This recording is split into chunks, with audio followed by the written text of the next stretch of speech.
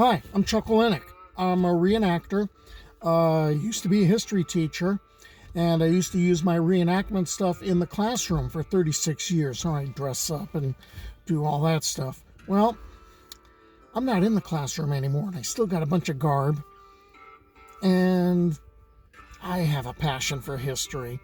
So what I'm doing now is I'm traveling up and down the state of California, following all sorts of stories about California history and basically translating this into videos for YouTube. So I started with going through the California missions and the Asistencias, spin-off missions or ones that were intended to be, and the Presidios, and that kind of led to covering stories about California banditos and outlaws and lawmen. And then I got into ghost towns. Well, I was over at Elizabeth Lake, which is about 20 miles away from here, and I realized, oh, Willow Springs. That's been called a ghost town by a couple of my books. There's a little thing that bothers me. Elizabeth Lake has a population of a bit over 1,700. Willow Springs has maybe 100 people less than that. So does that qualify it as a ghost town? Well, the definition of a ghost town is very fluid. It can be, for instance, completely deserted, but there's some remnants of the buildings. It could be completely destroyed or completely submerged, like it's under a new lake, courtesy of a reservoir being built or a dam being built. Like the case around Lake Isabella, where a number of those towns are gone. So there's all sorts of definitions that are, that can be used for a ghost town.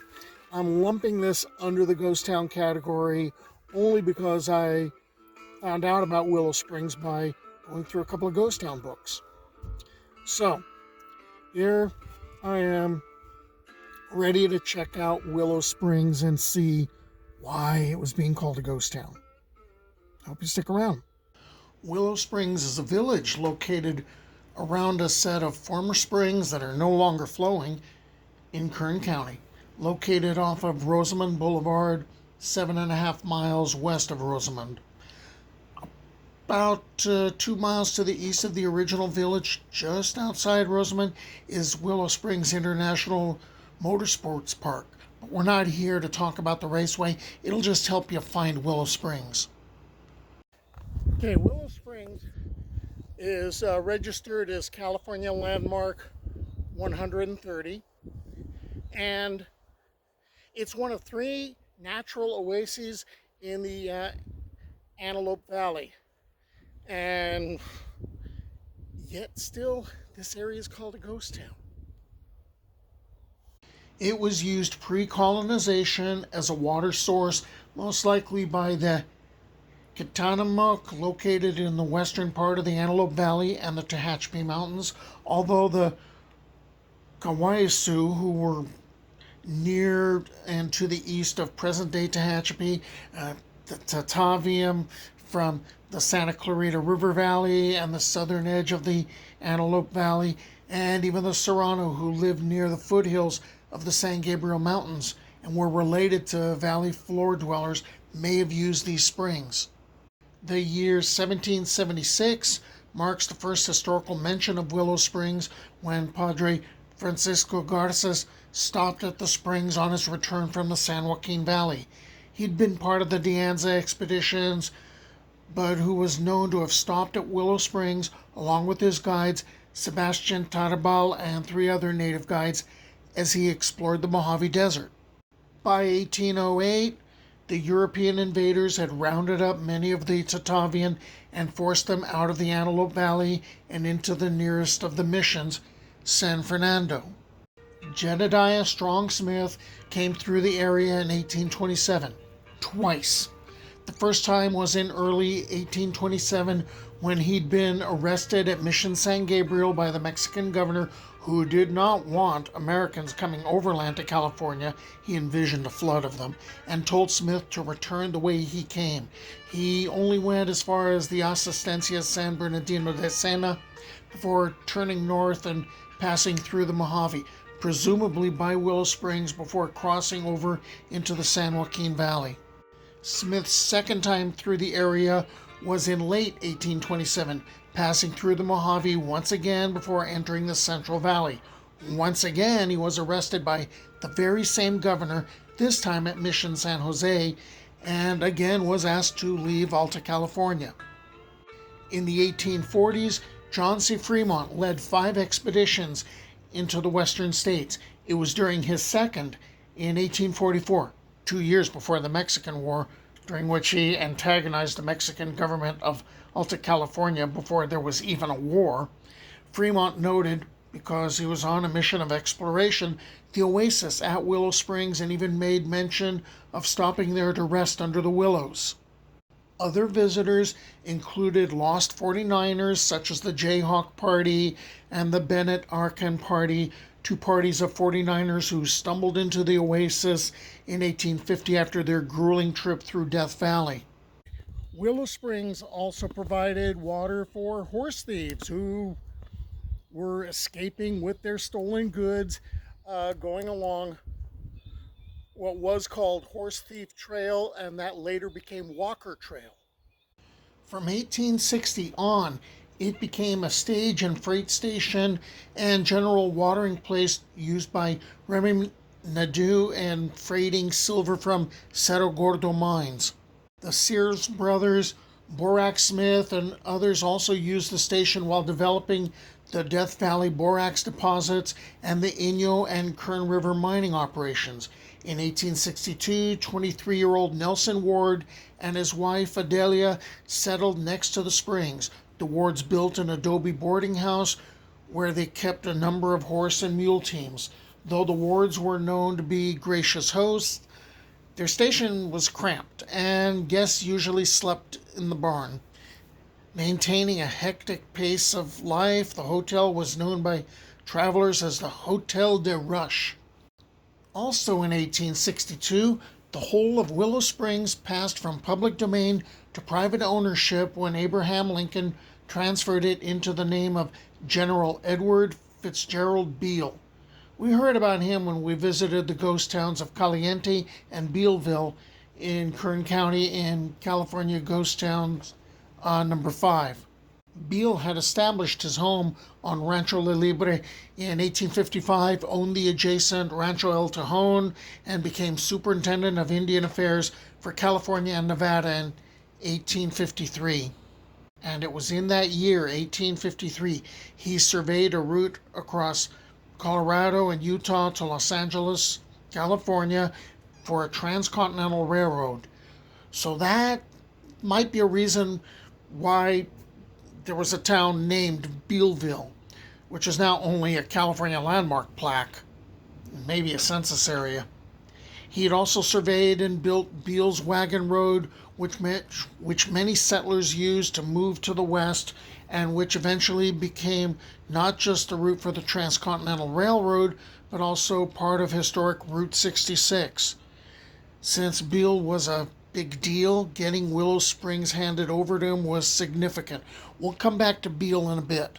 From 1864 to 1872, Willow Springs was used as a station on the Los Angeles Havila stage lines and by the Los Angeles Inyo freight and stagecoach lines.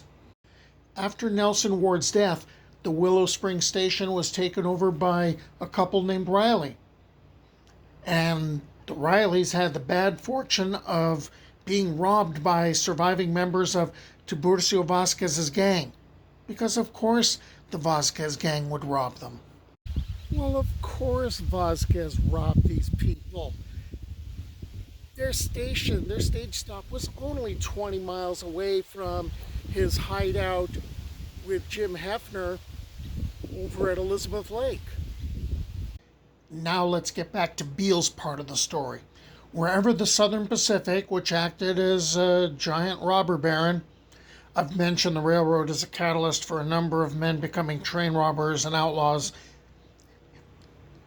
Whenever the Southern Pacific chose to build tracks, they could make or break towns. Caliente and the original Tres Pinos were railroad boom towns. Because of a battle for right-of-way between Beale and the Southern Pacific, the railroad decidedly bypassed Willow Springs and took a more expensive and hazardous route through the mountains, resulting in the Tehachapi Loop, built with 3,000 Chinese workers between 1875 and 1876.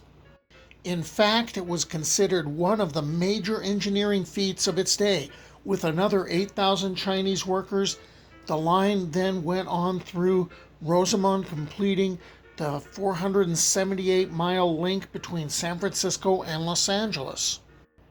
And that meant the railroad bypassed Willow Springs. The Rileys continued to operate the station until the tracks to Los Angeles were completed through Soledad Canyon, which would be in 1876. After that, long-distance stagecoach travel across the valley became obsolete. Although the old station has been in ruins for more than 100 years, there's a small section of its adobe walls still standing. The next chapter in Willow Springs is about Ezra Hamilton. In October 1897, Hamilton was just a poor soldier receiving a pension of $6 a month as a Union Army veteran, who filed a mineral claim in the Antelope Valley.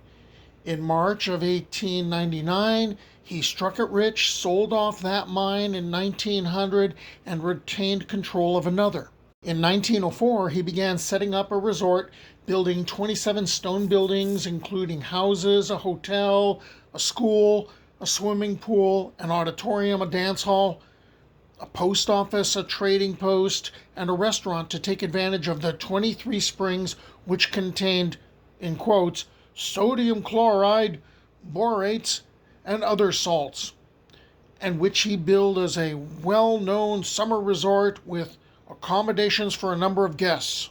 There were makeshift greenhouses to help stock the small trading post and restaurant with produce. The resort was large enough to house 30 people, equipped with fresh ice, flush toilets, and electricity.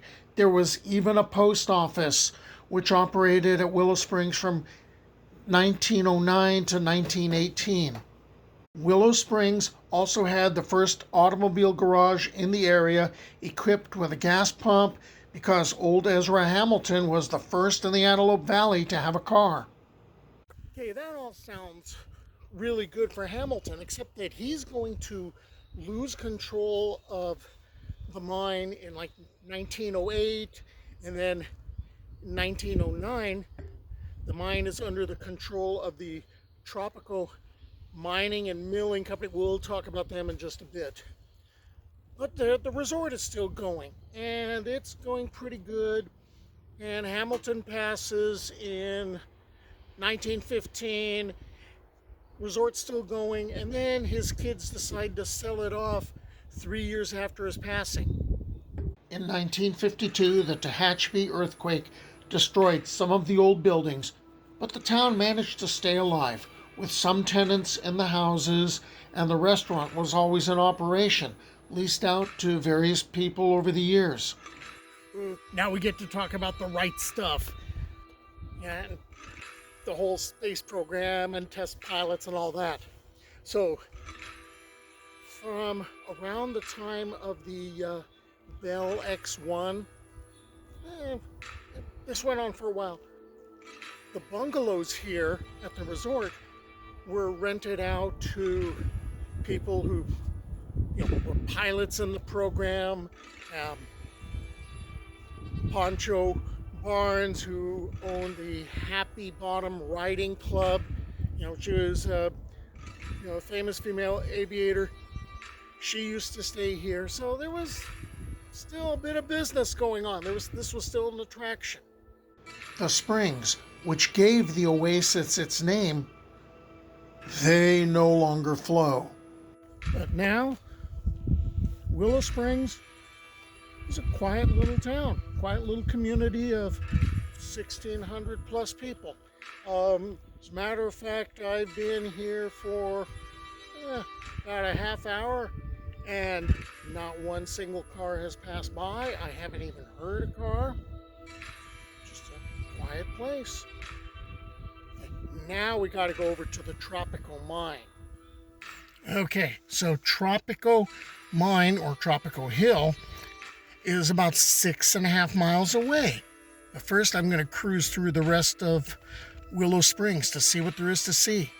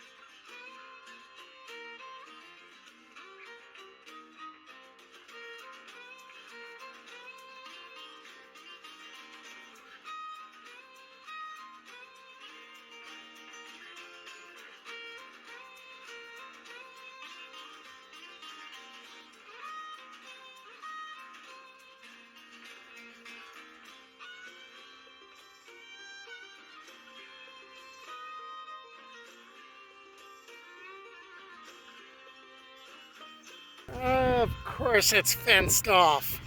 Why wouldn't it be? More and more I'm running into this. Go to a ghost town, it's fenced off. But someone's been here before. So in the late 1870s, Dr. L.A. Crandall, he notices this red color in this hill behind me, and he thinks this might be suitable for making fire clay. All right, so now he's got a clay pit going, and he's looking for people to buy the clay pit, or at least buy the clay. And he ends up selling some to Ezra Hamilton, and he checks it out and goes, yeah, this is really good. And so he ends up buying the clay pit. Well, then Hamilton ends up discovering gold there, and that gold is going to basically finance the resort that he puts together at Willow Springs. We also talked about how the mine changed hands and ended up being owned by the Tropico Mining and Milling Company in 1909. The Tropico Mine had a 10-stamp mill and a 30-ton cyanide plant. So Tropico Mine shuts down during World War I because, weren't having any of that. And then production starts up sometime after the war, and it's actually really super good between 1939 to 1942, but now World War II is going. Mining operations get shut down, and they'll start up again after the war, and then they'll eventually stop because the gold, the amount of money that it would take to extract the gold from the ore was basically the amount of money that the the gold would end up returning. I mean, it just, all it was doing was causing people to break even. So mining shuts down. And that's about like the 1980s, like completely. Well, now there's this idea that the people have here that own the mine of, hey, let's turn it into a tourist attraction, ghost town stuff. Ooh, yeah. Then they found out how much insurance would cost for that, and that was prohibitive. So what you have now is a fence around the place. Oh, and this would get used sometimes for movie shoots. Like one of my favorite movies, Ocean's 13. So of course I have to remove my sunglasses for this because I've got to do the Clooney eye roll. Okay, so this basically finishes the story of Willow Springs and the Tropico Mine. I hope you stick around. I hope you watch more of the videos. I hope you subscribe to the channel. Later.